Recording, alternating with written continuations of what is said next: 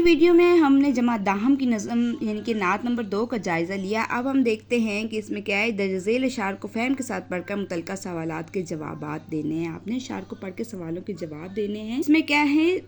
رسول مجتبیٰ صلی اللہ علیہ وسلم کہیے، مصطفیٰ کہیے، خدا کے بعد بس وہ ہیں، پھر اس کے بعد. تو اس میں کیا ہے. پہلے شعر کا مرکزی خیال. تو پہلے شعر کا مرکزی خیال یہ ہے کہ نبی کریم صلی اللہ علیہ وسلم کی عظمت اور ان کا بلند مقام جو ہے مقام کو اجاگر کرتے ہیں. شاعر بتاتے ہیں کہ اللہ کے بعد اگر کسی کی ہستی سب سے زیادہ عزت و عظمت والی ہے تو وہ نبی کریم صلی اللہ علیہ وسلم کی ذات ہے. ان کے بعد کسی اور کی برابری کا سوال ہی پیدا نہیں ہوتا. تو اس میں یہ دوسرا شعر ہے. شریعت کا ہے یہ اسرات ختم الانبیاء کہ یہ محبت کا تقاضا ہے کہ محبوب خدا صلی اللہ علیہ وسلم کہیے. شاعر کے مطابق شریعت کا کیا اسرار ہے. تو شاعر کے مطابق شریعت کا اسرار یہ ہے کہ نبی کریم صلی اللہ علیہ وسلم کو ختم الانبیاء یعنی آخری نبی مانا جائے. یہ ایک عقیدہ ہے کہ نبی کریم صلی اللہ علیہ وسلم کے بعد کوئی اور نبی نہیں آئے گا. یہی اسلامی شریعت کی بنیادی حقیقت ہے. تو اسی کا یہی شعر نمبر 2 اس میں شاعر کہتے ہیں کہ شاعر کی نظر میں محبت کا تقاضا کیا ہے. تو شاعر کی نظر میں نبی کریم صلی اللہ علیہ وسلم سے محبت کا حقیقی تقاضا یہی ہے کہ انہیں محبوب خدا کہا جائے، کیونکہ اللہ تعالیٰ نے انہیں سب سے زیادہ محبوب بنایا اور ان کی ذات سب سے برگزیدہ اور مکرم ہے.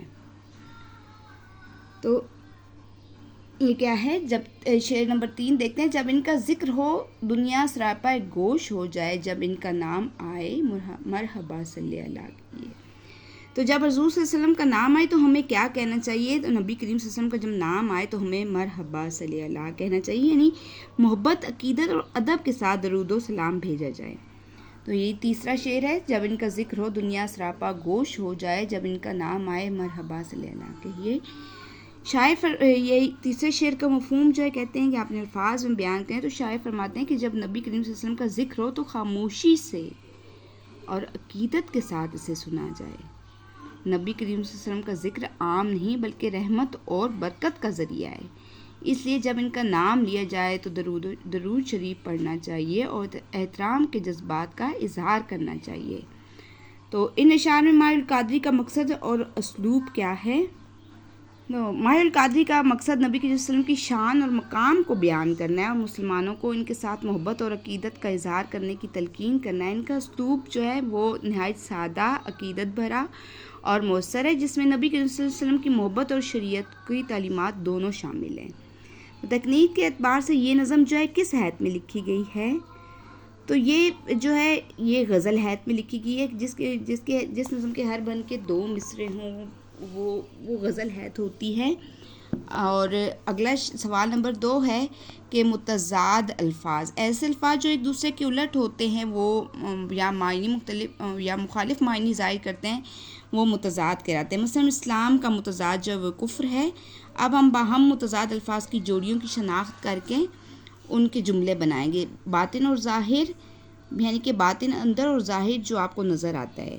انسان کا باطن اچھا ہو تو اس کا ظاہر بھی اچھا لگتا ہے.